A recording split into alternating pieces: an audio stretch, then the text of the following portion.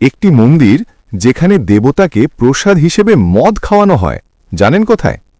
ভারতের সবচেয়ে রহস্যময় মন্দিরগুলোর মধ্যে অন্যতম কাল ভৈরব মন্দির।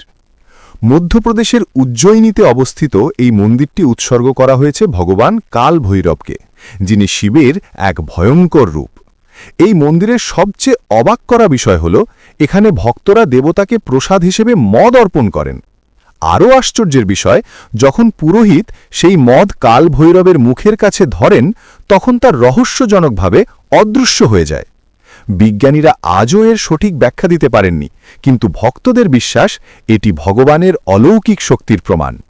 এই কারণে প্রতিদিন হাজার হাজার মানুষ এখানে আসেন এই রহস্য নিজের চোখে দেখার জন্য।